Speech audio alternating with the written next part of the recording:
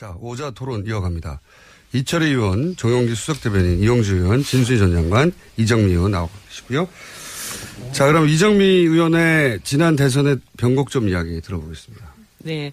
아니, 저는 선거를 시작할 때부터 정권 교체는 확실히 이루어질 것이다. 이런 확신을 갖고 있었습니다. 그러니까 주권자들을 믿었고 뭐 자유한국당이나 보수정당의 재집권은 가능하지가 않다. 그리고 전체 한 70%에서 많게는 80% 파이 안에서 야당 내부에서의 개혁 경쟁이 일어나는 것이다. 이렇게 이제 보고 있었는데요. 그 중에 이제 안철수 후보와 이제 문재인 후보가 굉장히 유력한 그 정권 교체 적임자로서의 경쟁이 딱 시작이 되자마자 안철수 후보가 1위 후보가 되기 위한 여러 가지 작전들을 펼치는데 이제 가장 큰 미스는 결국은 굉장히 강력한 개혁성을 보여주고 있는 문재인 후보와 달리 자기는 그럼 좀 더 이렇게 넓은 세력들을 좀 포괄하고 끌어안는 그런 모습을 보이면서 약간 이렇게 이쪽도 저쪽도 아닌 그래서 이번에 그 개혁 정부를 끌어나갈 적임자로서 안철수 후보에게는 좀 자격이 빠지는 거 아니냐 이런 평가들이 좀 진행이 되면서 뭐 대세가 형성이 됐다 이렇게 생각이 들고요.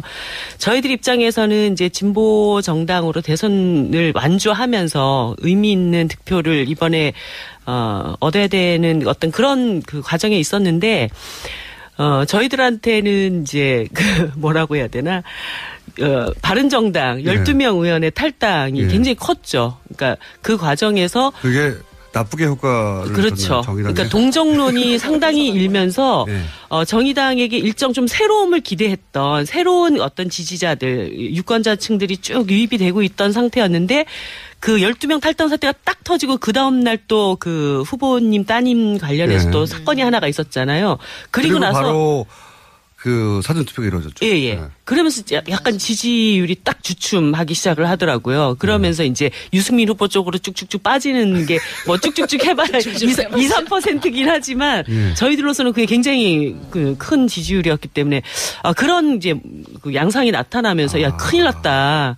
저희들 그 당시에는 굉장히 그것 때문에 위기를 많이 느꼈어요. 근데 그때 왜 심상정 아니면 유승민을 선택하라는 캠페인을 아니 하셨어요? 이 얘기가 굉장히 이상하게 SNS에서 떠돌아가서 저희들 뭐 일일이 그거를 다 대응을 하기도 너무 힘들 정도로 일부 지지자들께서 이 문제 제기를 굉장히 많이 하셨는데 이제 구세아라 유승민은 지난번 TV 토론에서 국민들이 다 보셨기 때문에 어떤 맥락이신지를 알 것이고 그리고 나서 어떤 한 그 TV 토론이 있었던 과정에서 저희 김종대 의원님이 그 자리에 참석을 했고 각 당 후보들에게 자기 후보가 아니면은 어떤 후보를 지지하겠냐 이런 질문들이 있었어요. 그래서 민주당에서 나오신 분도 뭐 우리가 아니면 누구 이렇게 이제 각자가 다 얘기를 하는 과정이었고 저희 김종대 의원은 보수 지지층이라면 홍준표 후보보다는 유승민 후보를 찍는 게 낫다. 이렇게 얘기를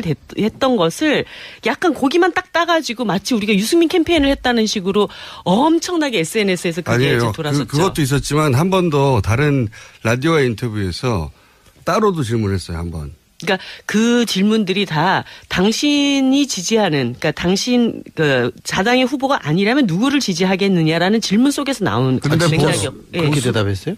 섭섭하네. 아니 보수 후보층이라면 홍준표가 아니라 유승민이다. 보수 후보층 심상정 후보를 지지할 리가 없잖아. 아니 그러니까 그 질문이 빈정상하네 오늘. 아니 이게 아니라 처음 저는 토론을 못 보고 다른 인터뷰에서 워딩을 썼는데 그때는 보수 후보라면 그러니까 보수 유권자 보수 후보라면이라는 전제를 빼고 그 말씀을 하시는 바람에 오해였는지 모르겠지만 하여튼 그 프레임이 더 유포됐거든요. 그래서 의아하다. 왜 이런 전략을 쓸까? 그건 전략이 아니었고요. 전략처럼 보였죠. 이제 후보와 의원. 아니 그런데 이거는 상식적으로 생각을 해볼 때 바른정당이 보수 혁신을 얘기를 한다 하더라도 정의당은 일관되게 바른정당 자체는 지난 정권에 대한 책임 있는 정당이다라고 하는 것을 일관되게 얘기를 해왔습니다. 그런데 거기서 정의당 아닌 정당 찍으려면 어디 찍을래? 바른정당 찍으세요. 이런 맥락으로 얘기를 했겠어요? 그거는 저는 맥락으로 들렸어요. 그거는 그렇게 이해하고 또 그런 식으로 정의당을 일면 또 공격을 했던 저는 그런 흐름이 있었다고 봅니다. 그거는 절대 그런 뜻으로 것으로 이해할 일도 아니고 그런 전략을 펼칠 리도 없다라고 하는 것은 좀 분명히 해드릴게요. 예.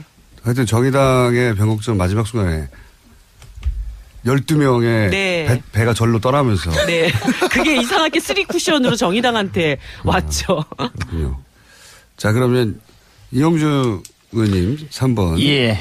이용주 의원입니다. 아차 싶었을 때. 이번 대선에서 이제 다른 여러분이 동감하시다시피 탄핵 이후로 생긴 거 아니겠습니까? 촛불 이후로 작년 12월 9일자 이후로 언젠가는 이제 조기 대선이 올 것이다. 그 당시만 하더라도 빠르면 1월 달에 늦으면 2월 달에.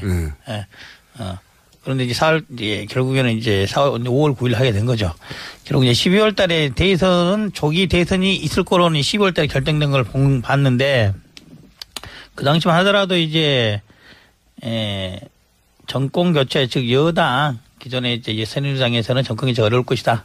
그래서 남아있는 선택지가 더불어민주당과 우리 국민의당의 후보적이 되지 않을까라고 하는 게 많은 관심사였고 저희 국민의당에서도 안철수 후보 정도로면은 이번 선거 한번 치러서 볼 수 있지 않냐라고 생각했던 것도 사실입니다. 이번 선거에 있어서 가장 큰 변곡점은 결정적인 거죠. 2월 16일에 있었던 사건, 2월 16일. 올해 2월 16일 무슨 일이 있었냐. 홍준표 지사가 무죄 판결을 받았어요. 12월 말이나 1월 초, 1월 말, 2월 초까지 전혀 대선 후보로 거론되지 않았던 사람이죠. 이제 그렇게 무죄 판결을 받으면서 그때 또 그런 언급을 했어요. 대선 출마 어떻게 말을 하긴 했었는데 그때만 해도 설명 이게 무죄 판결 날 거라고 전혀 예상치 않았던 거고. 근데 이제 다른 그 당시만 하더라도 이제 자유한국당에 있던 다른 후보들과 달리 홍준표 후보는 좀 다른 성격이 있었죠. 어떤 성격이냐면은 박근혜 대통령으로부터는 좀 거리가 어떻게 반박적인 거죠. 반대편에 서 있던 사람이고 또 이 정부 들어서서 경남 도지사를 하고 있으면서 현 정부에 가담하지 않아서 참여하지 않아서 현 정부 실정으로부터 조금 더 한 발 또 좀 멀어져 있는 그런 상태가 있었던 거죠. 그리고 또 경남지사라는 일정한 지역적 연구가 있어서 기본적인 지지율을 이제 확보할 수 있는 그런 상태가 있어서 새누리당 자유한국당에서는 찾아볼 수 없었던 후보군이 2월 16일 날 처음으로 등장한 겁니다. 그래서 이후에 이제 그 당시만 하더라도 사실 지지율이 8%, 9% 이 정도 있어서 저희도 국민의당 생각으로서는 홍준표 후보하고 이제 유승민 다른 이제 보수정당 후보들 다 묶어서 15% 선으로 묶을 수도 있겠다. 그러면은 선거를 해볼 수도 있다라고 생각했던 게 사실입니다. 그런데 이제 홍준표 후보가 어마어마한 선전을 한 거죠. 뿐만 아니라 이번에 아마도 지역주의가 많이 이제 개선됐다고 했는데 선거 결과를 보면 절대 지역주의 개선되지 않았습니다. 개선되지 않았고 그 부분은 추후에 이제 볼 수 있는 여지가 있습니다. 그래서 가장 큰 변곡점은 이제 홍준표 후보가 직접적으로 대선에 출마하게 된 계기가 마련됐다. 하필 왜 고등법원에서 그때 발표했는지 한 달만 뒤에 있어도 출마 못했지 않았겠습니까? 출마 못했다면은 당시 자유한국당에 있던 어떤 후보가 나와도 이 정도의 지지 확보하기는 어려웠을 것이다. 그래서 그렇다고 한다면은 보수 쪽으로 쏠렸던 지지율이 변동이 국민의당 안철수 쪽 많은 선택이 이루어졌을 수도 있는데 그게 무너진 결과 보수 쪽도 PK, TK에서도 적절한 지지를 확보하지 못했고 그 결과 호남에서 될 수 있는 문재인을 무너지자 해서 집중적인 전략적인 투표로 이루어진 거다. 이렇게 판단을 하고 있습니다. 두 번째 변곡점 그거죠. 아직 두 번째예요? 네. 두 번째 변곡점은 논문 발표하는 줄 알았어. 저희들 정책 발표의 첫 번째 순위가 아마 유치원 정책이었을 겁니다. 유아 정책. 그 당시에도 말했었죠. 이게 결국에는 우리 실수, 아까 말한 안철수가 실수했다는 안철수의 실수가 아니라 언론이 실수했는데 그걸 잘 활용한 게 민주당 애들 적절히 잘 지적한 거죠. 당시만 하더라도 논쟁은 이거 같지 않습니까? 병설 유치원과 단설 유치원 문제였는데 그것이 돌고 돌아서 나중에 문제가 뭐가 되냐. 사립 유치원 하는 사람들 앞에 모아놓고 하는 이야기가 적정하냐서 업계의 이익을 대비하는 게 아니냐는 쪽으로 이제 몰고 가게 돼서 소위 정책 발표라는 일인데 조심스러워 그 뒤로는 하기 굉장히 어려운 상태에 있는 거고. 변곡점이 너무 깁니다. 네. 세 번째는 가장 결정적인 거죠. 변곡 라인이야. 찍어야 되는데 완만한 능선을 지나가는 느낌이야. 세 번째는 결국 이제 TV 토론에서 참패를 한 거라는 거죠. 참패. 이론의 여지 없는 참패. 그만큼 그 부분은 이제 후보가 준비가 덜 됐었고 다른 것을 토론을 뒷받침할 참모들이 제대로 보필을 못했다. 이렇게 결론 낼 수밖에 없습니다. 가장 큰 변곡점은 안 도와주셨는데 홍준표의 대선 출마가 가능하게 됐던 무죄 판결이었다고 생각을 합니다. 그러면 우리 후보, 우리 캠프 입장에서 아차 싶었던 때가 바로 말씀하시니까 토론회 때였어요? 예, 아닙니다. 저거 보기에는 그거보다는 유치원 발언 때 더 컸다고 봐요. 왜 그러냐면은 제일 처음에 왔을 때 이거 간단히 실수한 건데 우리가 실수한 게 아니라 언론이 오버리 했던 건데 이게 그렇게 크게 굴러갈지 전혀 그 당시에는 몰랐어요. 근데 이틀, 3일쯤 지나고 나니까 전혀 다른 모양새로 공격의 포인트 바뀌어서 공격했어요. 아니, 그거는 직접 안철수 후보의 워딩이 방송에 나갔잖아요. 그러니까 언론이 오버한 게 아니고 본인이 실수한 거예요. 아니, 그게 전혀 아니고 본인은 제대로 말했는데 제대로 말 안 했어요. 아니, 워딩을 다시 보시면 아신다니까. 그 결론을 그려놨어요. 언론이 오버한 걸로 결론이 났던 거고 그 이후에 내 주제의 전선은 병설 단선이 아니라 나중에 돌고 돌아서 왜 사립 유치원의 업계 이익을 대변하냐 이걸로 다시 돌아간 거예요. 아니에요. 민주당이 정확히 공격 포인트를 잡아가지고.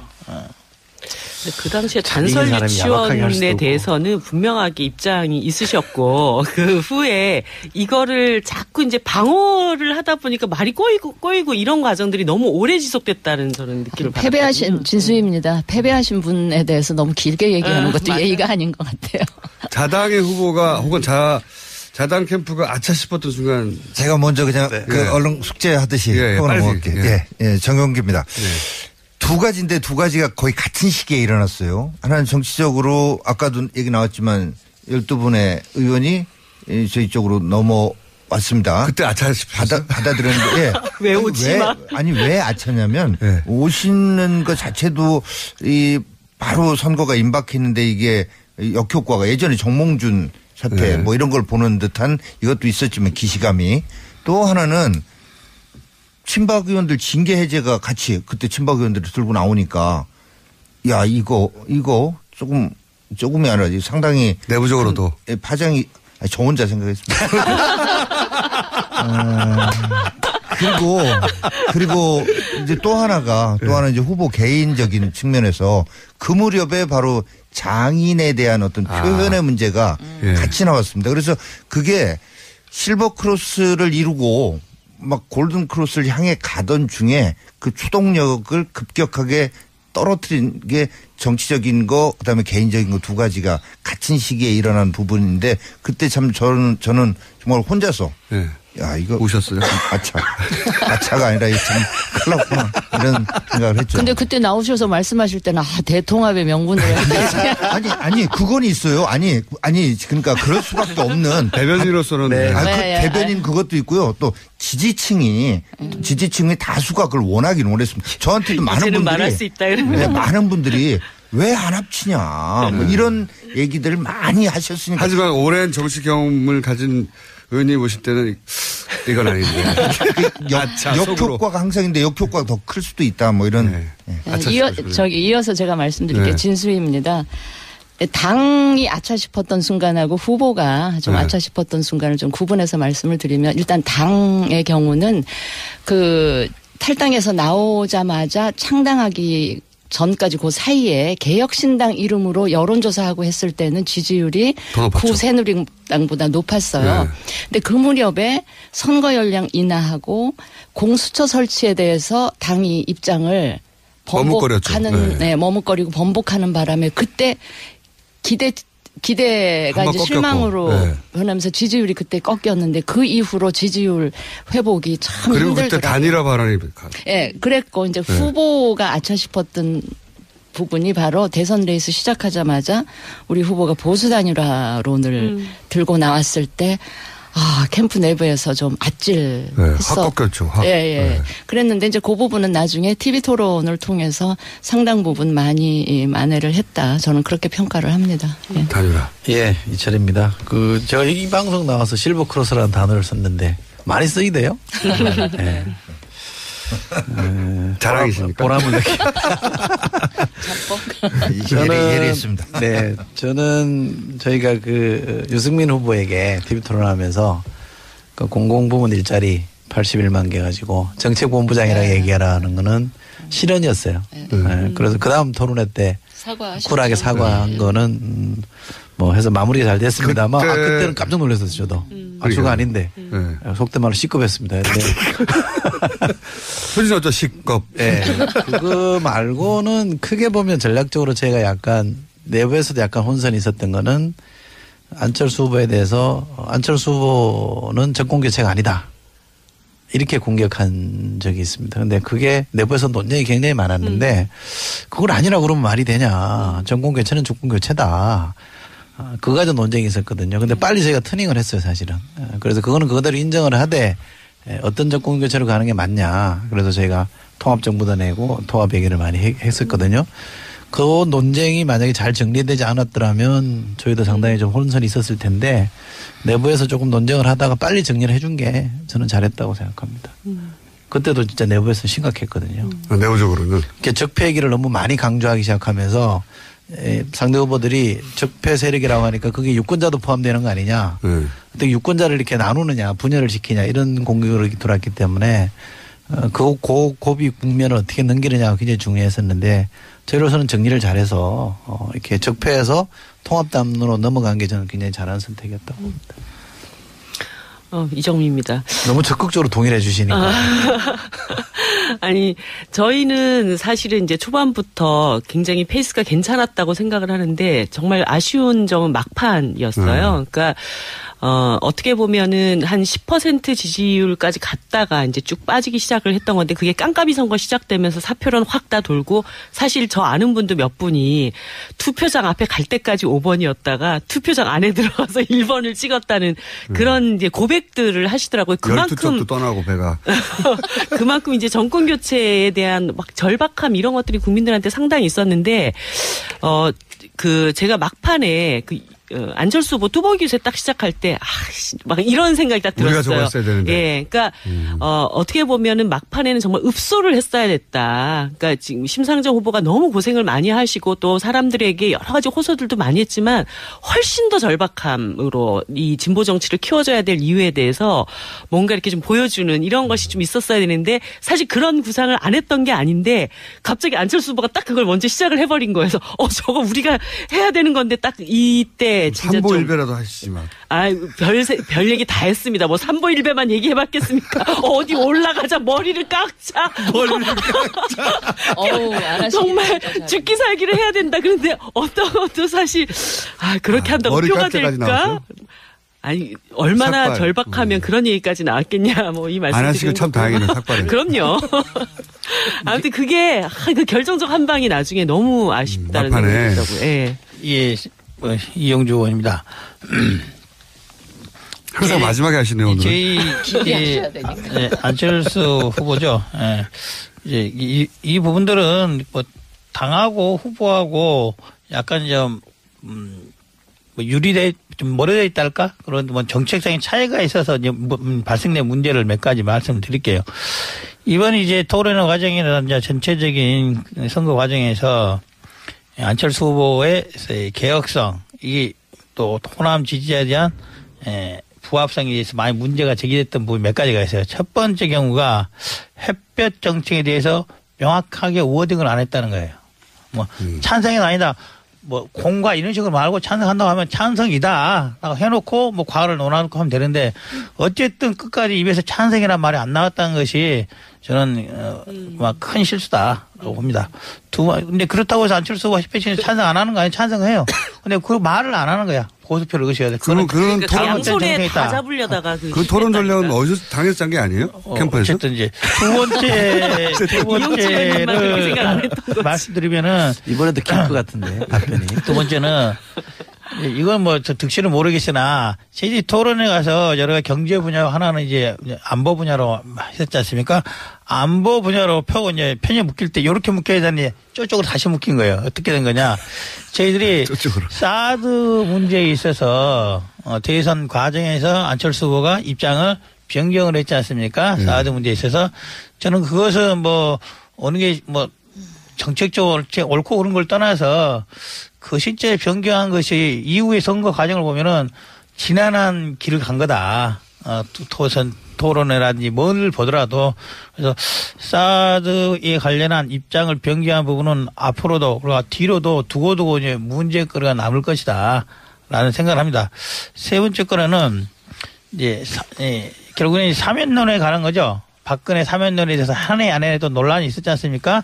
그것도 어렵게 말하지 말고 그냥 명확히 박근혜 사면 안 하겠다 딱 한마디면 정리가 됐을 텐데, 같은 취지의 말을 굉장히 중의적으로 어렵게 해서 지지자들로 하기면 저게 한다는 소리인지 안 한다는 소리인지, 뭐 이해하지 뭐 혼란을 가지고 한. 이용재 님을 메시지 팀에다 보냈어야 되는데. MB 아바타로 대해서도 다른 게 아니라 사재강 사업 제주도 하겠다 딱 한마디면 해결됐을 문제인데 그것을 엉뚱하게 또 다른 말로 자꾸 표현을 해서. 그러면 제가 궁금한 건요. 그 캠프, 그러니까 당 캠프와 상관없는 다른 조직에서 메시지를 만든 거예요? 당 캠프도 있었지만 뭐 당 캠프도 사람이 여러 있지 않겠습니까? 어쨌든 결론적으로 이용주 의원 말씀을 안 들어가지고 결론은 이제 소위 이제 정책 부분에 있어서 호남의 지지를 얻지 못한 여러 개의 부분 그리고 이제 사드의 문제에서는 보수 쪽의 문제에 있어서도 그쪽에서 문제가 생긴 거다. 저는 이렇게 생각을 합니다.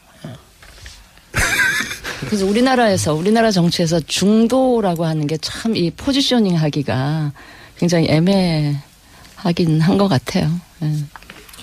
이번에 그리고 일본한테 저희가 도움을 드린 게 힘내라 심상정, 굳세어라 심상정 잘한다. 저도 그렇고. 그 얘기할 때마다 했더니 짜증나서 죽는 줄 알았어요, 정말. 일본을 쫙 몰렸어요. 저희 원래 도와주시려고 그런 거였어요? 에이, 설마. 그러니까. 설마 홍준표 후보 얘기 듣고 그렇게 옮겼겠어요. 뜻대로 안 돼요, 그죠? 그러니까. 인생사가.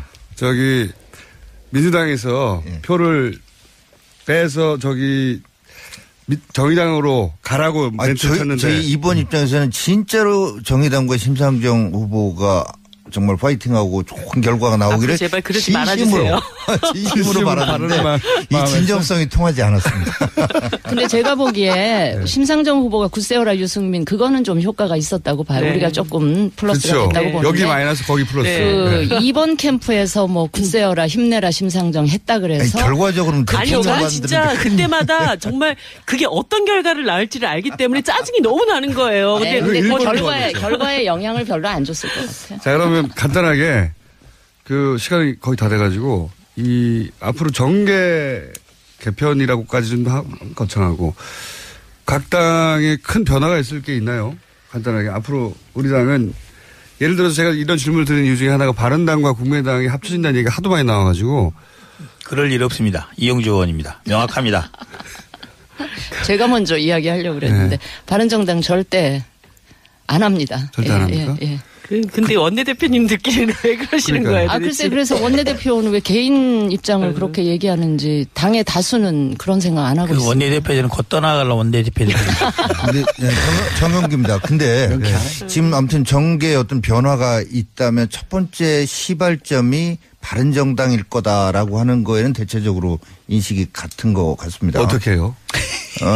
아니 지금 당장에 지금 국민의당 얘기도 나오고 있고요. 네. 방금 이용주 의원 말씀하셨듯이 교섭단체 20석에 딱 걸려 있기도 하고요. 자유한국당에서 땡깁니까 바른정당은? 아니 그게 아니라 보수 지지층 이번 대선 내 보수의 패배는 결국은 보수 분열입니다. 그래서 그런 측면에서 보수의 어떤 단합 이런 거를 바라는 지지층들의 욕구가 있습니다. 바른정당을 흡수한다는 얘기죠. 아니 근데 그게 아니라 내부적으로 요인이 있다. 그래서 아까도 말씀하셨는데 그러니까 반기문을 일종의 구세주처럼 반기문을 후보로 만들려고 하는 그런 분들이 있었는데 아직도 그중에 대장이신 분은 바른정당 안에 계세요. 김무성 의원요? 아까부터 전 특정인 이름은 직접 말씀 안 드립니다. 알아요. 네, 그래서 그런 것들이 어찌 됐건 그런 것들이 내부에서의 원심력으로 작동할 수 있는 그런 소지가. 김무성 의원과 얘기 중입니까? 아니요, 전혀 그런 거 없고. 예리했습니다. 아니, 0.1초 걸렸어. 아니요, 나올 때까지. 아니, 진짜 다만, 아닌데 제가. 아니, 모르시는 거야. 아니, 반기문을 저기로 하려는 쪽과 유승민 후보를 후보로 만들려고 하는 아까 진수 의원님 말씀하신 그런 파가 쫙 나눠져 있었군요. 아니, 다 가셨어요. 그분들은 가셨고요. 그러니까 대장이 아직 남아계시는 건 많잖아요. 아니, 이제 김무성 대표는 이제 생각도 많이 바뀌셨고 이제 그런 생각 안 하시고 제가 반론이 있는데 아까 왜 보수 분열 얘기하셨는데 이번 대선 패배가 보수 분열 때문에 그랬다는 건 천만의 말씀입니다. 이번에 선거가 진 거는 보수가 박근혜 정부 실정이 첫째 이유입니다. 아니, 그럼요. 그 얘기를 하셔야죠. 보수 분열은 아니고요. 보수가 개혁하지 않았기 때문이고 그 국정농단 사태 초래한 친박 강성 친박 구새누리당 전적으로 이번 패배의 책임이 있다. 저는 그 말씀 분명하게 드려야 될 것 같고 드려야 될 것 같고 바른정당은 이미 한번 그 아픔을 겪었기 때문에 딱 20명이지만 그 20명 중에 한 분도 그 위험 부담을 감수하고 저는 그걸 깼다라는 책임을 질 만큼 감수할 만큼 그런 분은 한 분도 안 계시다고 보고요. 오히려 국민의당이 지금 숫자는 많지만 호남 이번 대선 결과를 놓고 봤을 때 오히려 국민의당에 계신 호남 의원들이 이 민주당 쪽의 이 원심력에 의해서 굉장히 많이 흔들릴 소지가 높다. 저는 그렇게 보고요. 국민의당 쪽이 오히려 지금 좀 더 위험한 상황인데. 국민의당이 민주당. 바른정당은 전혀. 그렇지 않습니다. 한번 두고 보세요. 예. 바른정당과 합당은 모르겠지만 제가 지난주부터 이제 대선 이후 끝난 그 다음 날부터 이제 그제까지죠. 이제 낙선 인사를 쭉 다녔습니다. 여러분들이 그 말씀 하시더라고요. 야, 이번에 1번 찍었는데 미안한데 다음에 찍을 테니까 걱정하지 마라. 이런 말씀 계속 하세요.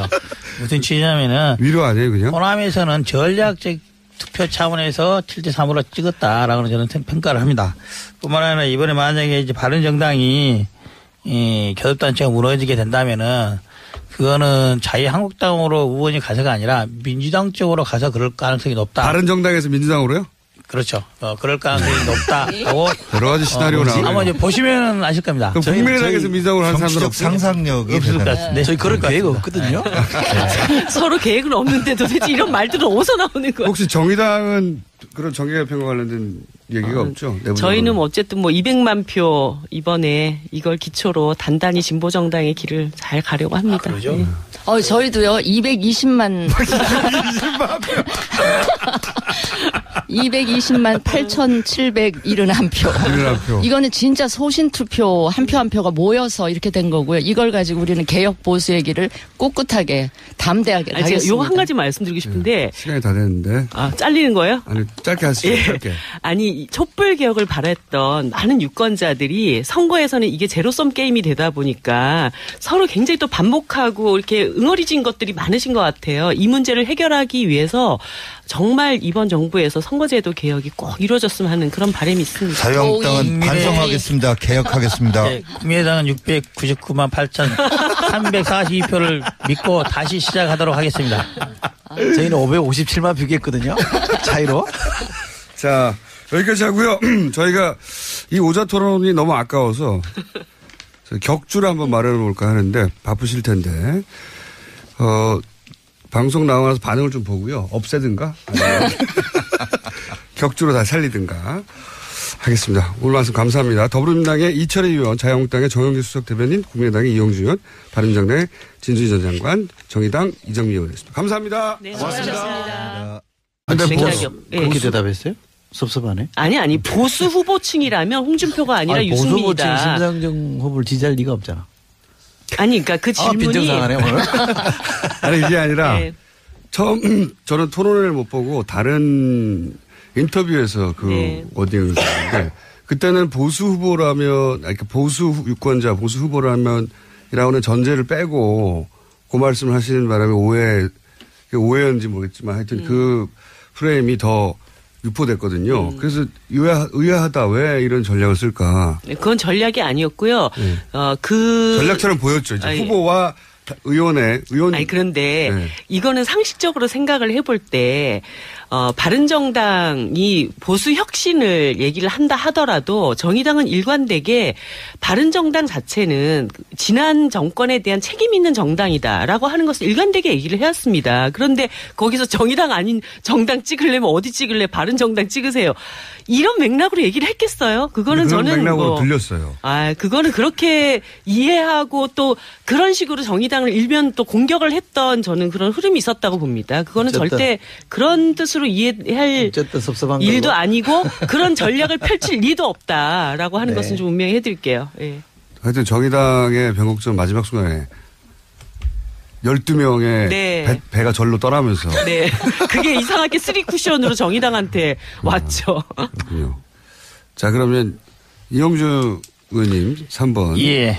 이용주 의원입니다. 아차 싶었을 때. 이번 대선에서 이제 다른 여러 의원님 동감하시다시피 탄핵 이후로 생긴 거 아니겠습니까? 촛불 이후로 작년 12월 9일자 이후로 언젠가는 이제. 자, 오자 토론 이어갑니다. 이철희 의원, 정용기 수석대변인, 이용주 의원, 진수희 전 장관, 이정미 의원 나오고 계시고요. 자, 그럼 이정미 의원의 지난 대선의 변곡점 이야기 들어보겠습니다. 네. 저는 선거를 시작할 때부터 정권 교체는 확실히 이루어질 것이다. 이런 확신을 갖고 있었습니다. 그러니까 주권자들을 믿었고 뭐 자유한국당이나 보수정당의 재집권은 가능하지가 않다. 그리고 전체 한 70%에서 많게는 80% 파이 안에서 야당 내부에서의 개혁 경쟁이 일어나는 것이다. 이렇게 이제 보고 있었는데요. 그 중에 이제 안철수 후보와 이제 문재인 후보가 굉장히 유력한 그 정권 교체 적임자로서의 경쟁이 딱 시작이 되자마자 안철수 후보가 1위 후보가 되기 위한 여러 가지 작전들을 펼치는데 이제 가장 큰 미스는 결국은 굉장히 강력한 개혁성을 보여주고 있는 문재인 후보와 달리 자기는 그럼 좀 더 이렇게 넓은 세력들을 좀 포괄하고 끌어안는 그런 모습을 보이면서 약간 이렇게 이쪽도 저쪽도 아닌 그래서 이번에 그 개혁 정부를 끌어나갈 적임자로서 안철수 후보에게는 좀 자격이 빠지는 거 아니냐 이런 평가들이 좀 진행이 되면서 뭐 대세가 형성이 됐다 이렇게 생각이 들고요. 저희들 입장에서는 이제 진보 정당으로 대선을 완주하면서 의미 있는 득표를 이번에 얻어야 되는 어떤 그런 그 과정에 있었는데 저희들한테는 이제 뭐라고 해야 되나 바른정당 12명 의원의 탈당이 굉장히 컸죠. 그러니까 그 과정에서 그게 나쁘게 효과를 그렇죠. 그러니까 동정론이 상당히 일면서 정의당에게 일정 좀 새로움을 기대했던 새로운 어떤 지지자들 유권자층들이 쭉 유입이 되고 있던 상태였는데 그 12명 탈당 사태가 딱 터지고 그 다음 날 또 그 후보님 따님 관련해서 또 사건이 하나가 있었잖아요. 그리고 나서 바로 그 사전투표가 이루어졌죠. 예. 그러면서 약간 지지율이 딱 주춤하기 시작을 하더라고요. 그러면서 이제 유승민 후보 쪽으로 쭉쭉쭉 빠지는 게 뭐 쭉쭉쭉 해봐야 2, 3%긴 하지만 저희들로서는 그게 굉장히 큰 지지율이었기 때문에 그런 이제 그 양상이 나타나면서 야 큰일 났다. 저희들 그 당시에는 굉장히 그것 때문에 위기를 많이 느꼈었어요. 근데 그때 왜 심상정 아니면 유승민을 선택하라는 캠페인을 아니 하셨어요? 이 얘기가 굉장히 이상하게 SNS에서 떠돌아가서 저희들 뭐 일일이 그거를 다 대응을 하기도 너무 힘들 정도로 일부 지지자들께서 이 문제 제기를 굉장히 많이 하셨는데 이제 구세아라 유승민은 지난번 TV 토론에서 국민들이 다 보셨기 때문에 어떤 맥락이신지를 알 것이고 그리고 나서 어떤 한 그 TV 토론이 있었던 과정에서 저희 김종대 의원님이 그 자리에 참석을 했고 각 당 후보들에게 자기 후보가 아니면은 어떤 후보를 지지하겠냐 이런 질문들이 있었어요. 그래서 민주당에서 나오신 분도 뭐 우리가 아니면 누구 이렇게 이제 각자가 다 얘기를 하는 과정이었고 저희 김종대 의원은 보수 지지층이라면 홍준표 후보보다는 유승민 후보를 찍는 게 낫다. 이렇게 얘기를